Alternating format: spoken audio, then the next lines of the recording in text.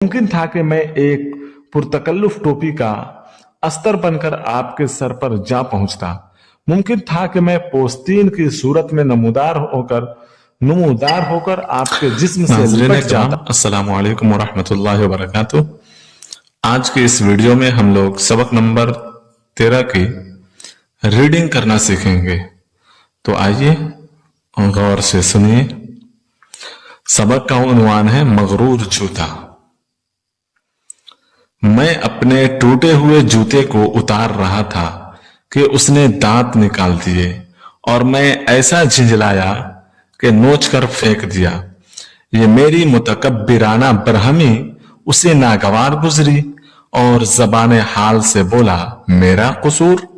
मैंने बेपरवाही से कहा, चूं कफश दंदा नुमायत में कुनिंद अज पाए दूर। यानी जूता जब दांत निकालता है तो उसको उतारकर फेंकते हैं। उसने कहा, खैर आपको मेरी जरूरत नहीं रही है तो निकाल दीजिए, मगर यूं जलील करके तो ना निकालिए। उसके इस गुरूर पर मुझे हंसी आ गई और कहा, क्या दुनिया में तुझसे भी ज्यादा कोई जलील शय है? इंसान के असफल तरीन हिस्से जिस्म से वाबस्ता है, हर वक्त पांव से कुचला और रौंदा जाता है और हमेशा रास्ते की निजासतों में आलूदा होता रहता है।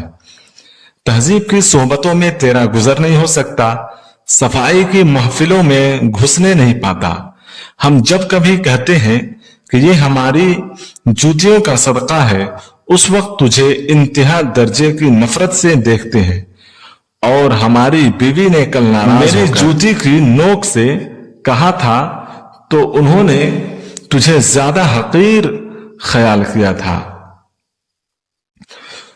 तो ये भी नहीं देखता कि जिसे कमाल दर्जा जलील करना होता है उसे तेरी मार मारी जाती है और तेरी एक बेनतीजा चोट सभी को तीरों सेनान और शमशीर व खंजर के 1000 जासिता जख्मों से ज्यादा नागवार गुजरती है।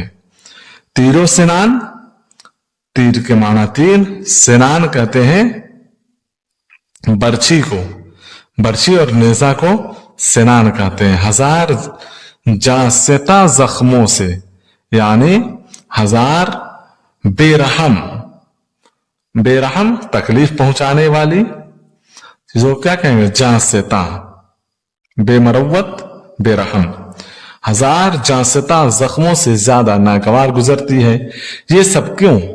इसलिए कि तू निहायत ही हकीर और हद से ज्यादा जलील है, लेकिन बावजूद इन सब बातों के तुझे बेहयाई से अपनी इज्जत का ख्याल है। मैं समझा था कि ये बातें उस सरकश जूते को खामोश कर देंगी, मगर उस पर कुछ असर ना हुआ और बोला, यूं तो आपको इख्तियार है कि अपने नजदीक जिसे चाहे मुअज़्ज़ज़ ख्याल करें और जिसे चाहे जलील करें, लेकिन खुदाई फैसला आपकी तजवीज और मर्जी से नहीं हो सकता। खुदा ने हर चीज और हर शख्स को अपने मकाम पर एक फजीलत और खुसूसियत अता की है जिस पर वो जिस कदर नाज करे बचा है, लेकिन उस पर आपकी तरह किसी को न इतराना चाहिए। मुझ में अगर कोई जिल्लत की बात है तो वो आपकी बदौलत है।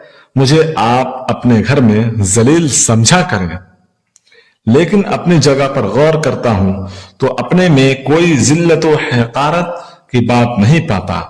मैं जिस चीज से बना हूं उसी से आपका जिस्म बना है। यही नरमी, यही हिस्स, यही खूबी जो आपकी खाल में है कभी मुझ में भी थी। यही ग़िज़ाएं जो रोज आपका जुज़्वे बदन हुआ करती है। जुज़्वे बदन यानी बदन का हिस्सा, जुज के माना होता है हिस्सा, टुकड़ा। जुज़्वे बदन यानी बदन का हिस्सा हुआ करती है।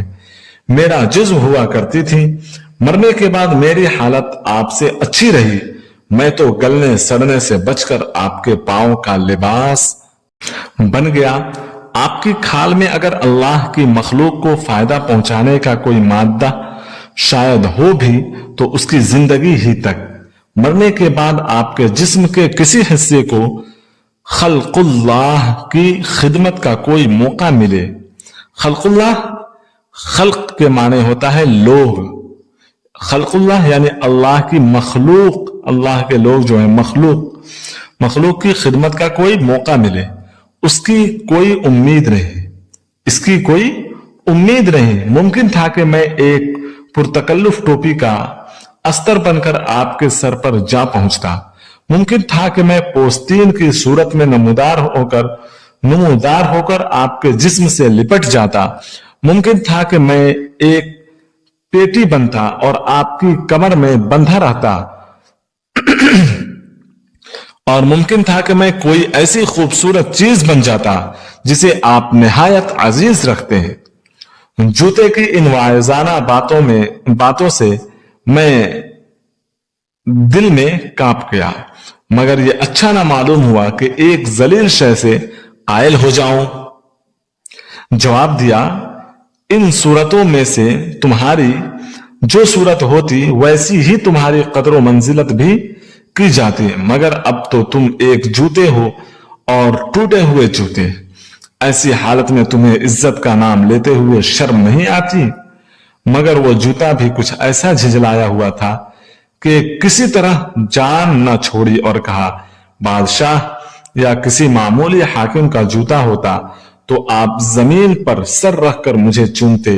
अगर मैं आपके मुर्शिद या वलीउल्लाह का जूता होता, वलीउल्लाह यानी अल्लाह के वली, अल्लाह के नेक बंदों को वली कहा जाता है, मुर्शिद या वलीउल्लाह का जूता होता तो आप मुझे बावजूद शिकस्तगी के आंखों से लगाते। अगर मैं आपके उस्ताद या किसी दूसरे बुजुर्ग का जूता होता तो आप अपनी सआदत मंदी तस्वुर करके मुझे सीधा करते। अब आप ही फरमाइए कि जूता होने से मेरी क्या आबरू घट गई।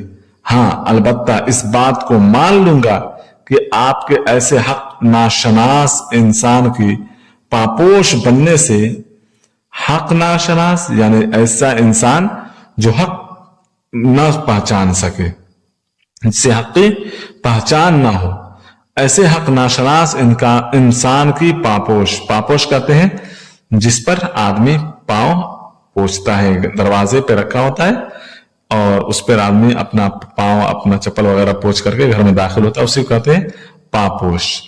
ऐसे हक नाशनास इंसान की पापोश बनने से मेरी आबरू जाती रही और मुझ में जिल्लत और हकारत जो कुछ है आपसे मिलने, आपके पास आने और आपकी सोहबत में रहने की वजह से है। अब गुफ्तगू ने ऐसी सूरत इख्तियार कर ली थी कि अपनी कमजोरी जाहिर करना तो दरकिनार, मुझे ये नजर आ रहा था कि मेरा मुझे कमाल बे बाकी से जलील कर रहा था। मैंने बरहमी के साथ कहा, तेरी हकारत की सबसे बड़ी दलील यह है कि हजरत मूसा अलैहिस्सलाम जब मुकद्दस दरबार इलाही में पहुंचे तो हुक्म हुआ कि अपनी जूतियां उतार डालो। जूते ने कहा, बेशक इस मकाम पर जनाब मूसा अलैहिस्सलाम को जूतियां उतारनी पड़ी, मगर जिस मंजिल तक वो जूतियां पहने चले गए और जहां तक उनका और मेरा साथ रहा वहां तक आप क्या हैं, बड़े बड़े अइम्माए दीन की भी रसाई नहीं हो सकती। उसमें अव्वल तो मेरी जिल्लत नहीं हुई और हुई भी तो आपके मुकाबले में नहीं, आपसे अफजल ही हूं। आखिर मैंने तंग आकर पूछा, क्या तुम सचमुच अपने आप को मुझसे अफजल समझता है? क्या तू सचमुच अपने आप को मुझसे अफजल समझता है या ये फकत तेरी सुखन परवरी है? उसने कहा, सुखन परवरी और जिद इंसान की सिफात है और इंसान के सिवा सारी मखलूक उन सरकशाना सिफात से मुबर्रा है, यानी पाक है, बरी है। अपनी बड़ाई और फजीलत का ख्याल तो नफ्स परस्ती का तकाजा है और खुदा ने मुझे इस मर्ज से महफूज रखा है। अपने फराइज के अदा करने की धुन में कभी मुझे इस मसले पर गौर करने की फुर्सत ही नहीं मिली। क्या जानूं कि आप अफजल हैं या मैं? हाँ, एक बात अलबत्ता ख्याल में आती है, मगर आप शायद माने या ना माने। मैंने घबरा कर पूछा, वो कौन सी बात है? जवाब मिला, अपने फराइज जिंदगी जो शख्स जितनी ज्यादा उम्दगी और मुस्तैदी से बजा लाए उसी कदर उसे अफजल होना चाहिए। मैंने कहा बेशक। मेरी जबान से बेशक का लफ्ज सुनते ही वो यकलख्त जोश मसरत के साथ बोला, तो फिर मैं आपसे अफसल हूं। मैं सच कहता हूं कि अपने फराइज के अदा करने में कभी मैंने कोताही नहीं की। मैं आपके सुपुर्द किया गया था और दरबारे इलाही से आके यहां मेरा तकर्रुर हुआ था। आपने जब और जो काम लेना चाहा मैंने उज्र नहीं किया। आप बुरे कामों के लिए गए, ईजा रसानी कहते हैं तकलीफ पहुंचाना। ईजा रसानी और मखलूक को आजार पहुंचाने के लिए, आजार के माने भी तकलीफ, आजार पहुंचाने के लिए रवाना हुए और हमेशा मुझे पहन कर गए। मेरी तरफ से आपकी फर्मा बरदारी में जरा भी कमी हुई तो फरमाइए। आप मुझे पहने हुए निजासतों में चले गए, कांटों और पत्थरों में घुस गए। मुझे इन बातों से तकलीफ हुई मगर मैंने इताअत से मुंह न मोड़ा। आपकी रिफाकत में मुझे हद दर्जे की बेनफसी से काम लेना पड़ा।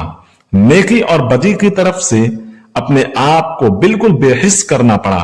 गर्ज मैंने हर तरह की मुसीबतें झेली मगर आपकी नाफरमानी नहीं की। अब इसके मुकाबले में आप इसका सबूत देंगे कि आप भी अपने फराइज जिंदगी को बेउज्र बेतअम्मुल अदा करते रहे।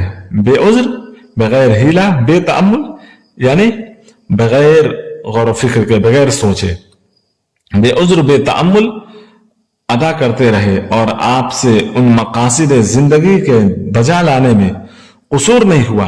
अगर आप इसे साबित कर दें तो गो के इससे मेरी और आपकी मुसावात साबित होगी, मगर मैं आपको अपने से अफजल मान लूंगा। वरना बंदा नवाज, कसूर माफ, आप हजार बढ़ बढ़कर बातें करें, मैं आपसे अच्छा हूं। अब मैं बिल्कुल लाजवाब था, खुसूसन इसलिए कि उसके याद दिलाने से जिंदगी भर के गुनाह और कसूर मेरी आंखों के सामने फिर रहे थे। कमाल बेइख्तियारी से कबूल कर लेना पड़ा कि मैं हारा और तुम जीते। वाकई तुम मुझसे हजार दर्जा बेहतर हो और मैंने जो तुम्हारी तहकीर की उसे माफ करो। अब्दुल हलीम शरर, यानी इस कहानी को लिखने वाले का नाम क्या है? अब्दुल हलीम शरर साहब है।